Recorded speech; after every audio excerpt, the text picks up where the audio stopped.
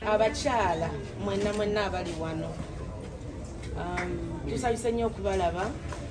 Amanyi n'eddoboozi bampita Catherine Kusasira, ndi mukyala muyimbi ne muganda wange omukyala Lady Moureen, mukyala muzadde.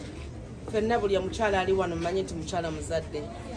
Mbeebaza nnyo ng'abakyala okubeera nti mwewaayo ne mugamba nti katuzaalire eggwanga lyaffe lino. Nti ng'omukyala abakyala basinga agamba abaana kabasule gy'abasudde, waliwo abamu abakikola ekintu ekyo. Naye mmwe abawaddeyo ne mugamba nti nno katuzaale omwana wange, kanzaale omwana wange ng'omukyala, oba kanzaale omwana wange mubeezeewo, kankuze olubuto luno. Nkwebaza nnyo, weebalire ddala okuba nti tosobodde kufuna mutima. Nsuba buli ali wano ayagala okubeera nti azaala ng'omukyala. Ensonga etulese wano ng'abakyala kubazzaamu maanyi. Nebaza muganda wange ankulembedde ne tugamba katujje wano okubeera nti nno tuddiza ku bakyala bannaffe, kubanga ffe ng'abakyala ebiseera ebisinga tuyita mu kusomoozebwa okw'amaanyi mu mbeera eza famire yaffe gye tuve oluusi ewaka. Ng'abaami tufuna embuto ne tebatatuddiza ne batubeererawo. Naye olw'okusomoozebwa okwo ne tugamba nti katuyimire tujje. Muganda wange ng'ankulembedde tugamba katujje wano. Bannaye mwebale nnyo, mwebalire ddala. Ate mmanyi nti buli kimu kisoboka, naye kyesonga okugamba nti nsaba Mukama Katonda buli ali wano abaana bammwe baveemu bulungi, muzaale bulungi. Ekyo kisaba Mukama. Kwe kugamba katuddize twongere ku kye mulina ekitonotono. Mbaagala nnyo era Mukama Katonda abawe omukisa. Banyabo nsanyuse nnyo balaba bamaama wakati bwe mutuuse mufuuse bamaama era tubasabira. Erinnya lyange nze Nabisere Moureen oba Lady Moureen, abasinga obungi nga bwe mukita oba bwe mumanyi, oba erinnya erya bizinesi gye tukola. Lady Moureen Saloon abasinga obungi mugiwulira, yatandikira Kasubi awo. Kyova olaba omutima guŋŋambye eddako Kasubi erya. Waliyo abange mmwe mwansabira, mmwe mwambeererawo nga ntandika. Muyinza obutaba mmwe, ayinza okuba maamawo oba senga oba omuntu yenna omulala. Mwebale nnyo, mwebalire ddala. Era nange mukwebaza Katonda kati nti tuwezezza emyaka 2 nga tuli mu bizinesi eno. Ekyo bannange mukikubireko mu ngalo. Atusomosezza bingi nnyo bye tuyiseemu. N'olw'ensonga eyo bw'oyita mu kintu ekinene bwe kityo olina okwebaza Katonda. Mu kwebaza Katonda sijja kwebaza nzekka, naye ku byampadde ne ntoolako akatono ne nkaleeta nzirize mmwe baganda bange, bawala bange, mwenna kyonna ky'oli, oli Munnayuganda, oli muntu wa ggwanga lino Uganda, era n'ekikutuyanya kati ofuba kwongerako ku Uganda. Mwebale nnyo, mwebalire ddala katonotono naye mukasiime. Mukama Katonda abankuumire. These are rare things. We want to say, Madam, thank you so much with your team. We want to appreciate such a heart, because most times we get this money, we think it is only ours. But when God gives us the money, it should not be ours, but for all of us, if we can. So thank you so much.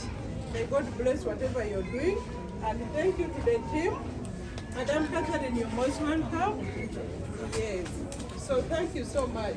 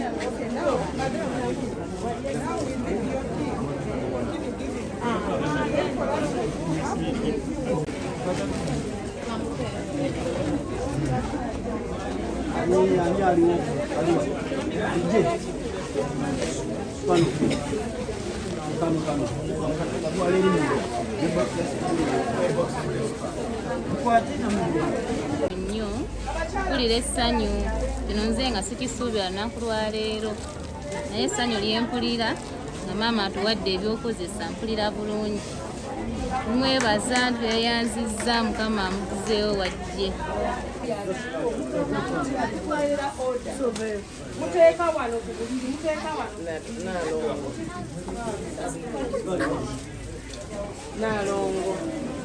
Nalongo yaliwo njagala naalongo amuwa emiti ebiri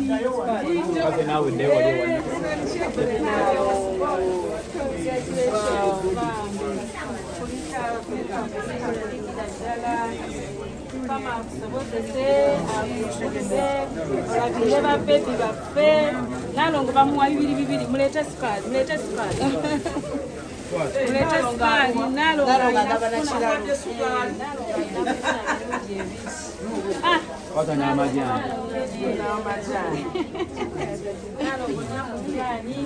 oyoze munda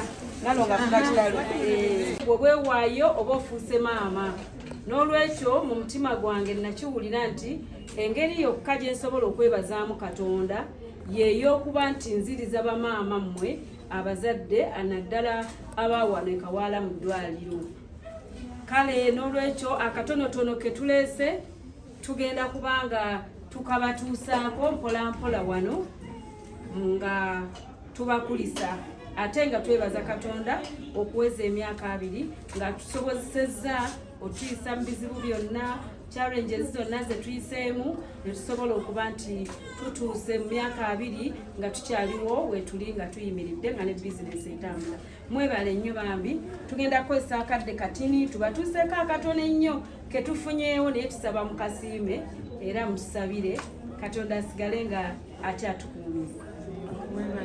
Sister neyanziza nnyo okumva omukisa guno bannyabo neyanziza nnyo neyanzeege basebo ne banyabo abali mu kamera eno oba bali ku TV eno mwenna tubeebaza nnyo mwebalire ddala okuba nti mubadde musingi gye tuli. Neebaza muganda wange Lady Moureen nti akoze omulimu gw'amaanyi nnyo, mukyala muzadde tuze mu wodi eno ey'abakyala okuba nti tuddukira ku bakyala naye nga musingi munene nnyo mu kino ekintu kyakoze olunaku olwaleero oba kitukoze olunaku olwaleero nti okuddiza ku bakyala guba mutima. Nebaza ttiimu ya Lady Moureen ng'eyimiriddewo wamu ne ttiimu ya Kusasira kuba tuze okuba nti tubeerawo abakyala tubaddizeeko kyetulabye mu ddwaliro bambi buli ali eyo naawe osobola okuba n'omutima Lady Moureen gwayina Catherine gwayina ne mujja ne muddiza ku bakyala kubanga tusanga okusomezebwa kwa maanyi nnyo naye bambi tweyanza nnyo eddwaliro lino ly'ekawaala lituwadde omukisa ate nebaza services zaabwe nnungi nnyo abakyala balabiddwa bulungi naye era tweyanza nnyo tweyanzeege.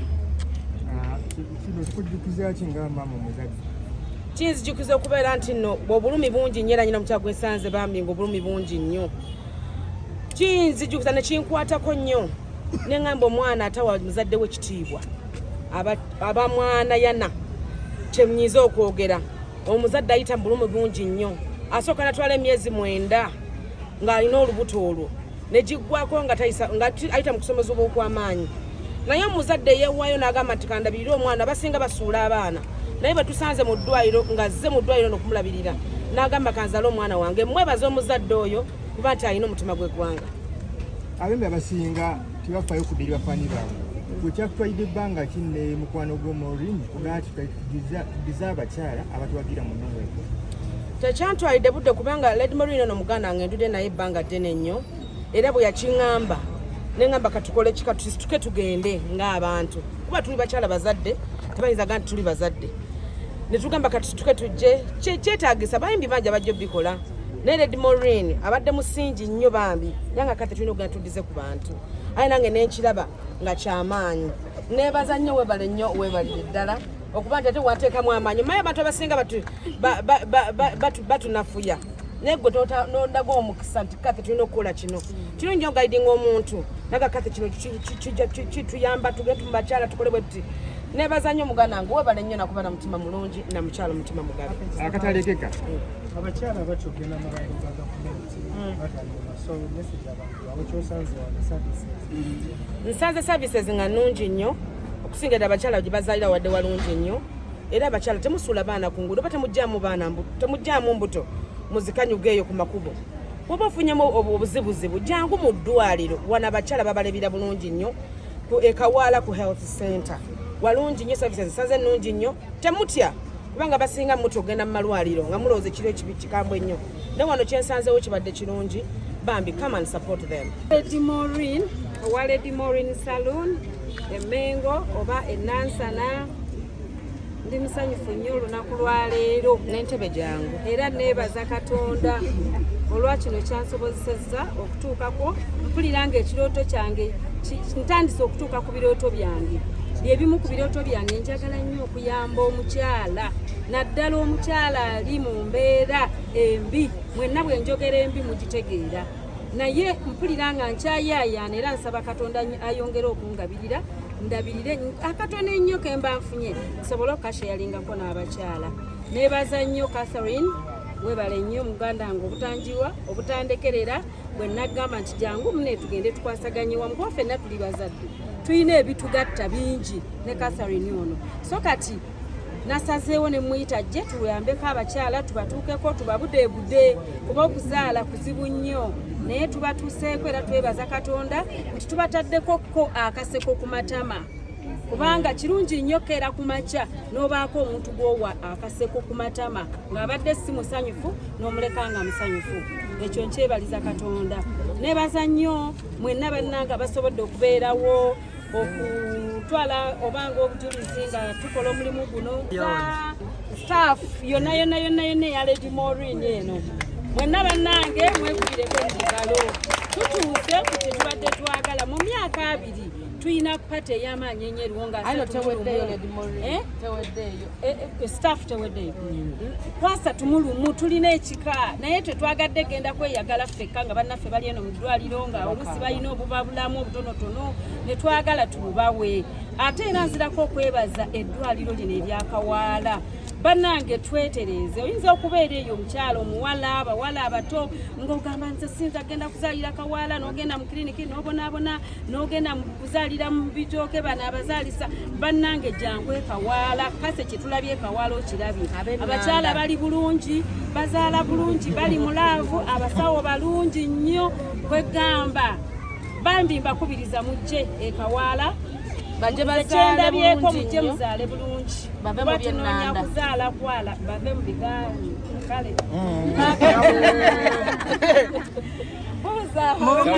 mu malwaliro gonna agali mu Uganda waki wasazeewo kawaala? Nasazeewo kawaala kubanga nze bizinesi yange nga ngitandika gye tuli mu kucelebrating okweza emyaka 2 natandikira Kasubi awo so kati nkimanyi era wano badde olaba nga mulimu n'abantu abakola ki abamanyi eno kati nkomyewo baddiza be bansupportinga nga ntandika be bansupportinga nga ntandika kyova olaba nakomyewo kawaala sebo nga tumaliriza bizinesi gyokola egatta abayimbi nibakyolulya nga obeeri mubo olimbira bbaawo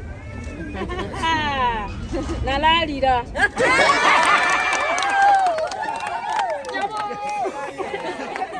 wanyi maama wanyi nnyabo agambe yakola atya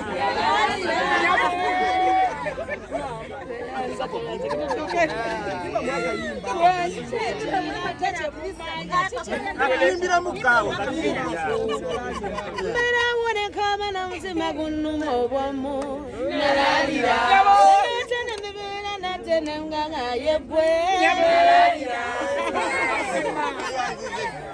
basabo ne bannyabo nebaza nnyo eddwaliro ly'e Kawaala abakulembeze mwenna okuviira ddala ku mukulembeze ow'okuntikko okutuuka ku Sister Dorothy gwe tubadde naye atubeereddewo atuyambye atulaze ki ekyokukola bakyala ki be tulina okuyamba baliwo be tulina okusookerako bambi mwebale nnyo mwebalire ddala n'omulimu omulungi gwe tusanze wano mu ddwaliro ly'e Kawaala gwe mukola mwebale nnyo mwebalire ddala bannange Mukama abawe nnyo omukisa olw'okuyamba bannakazadde b'eggwanga.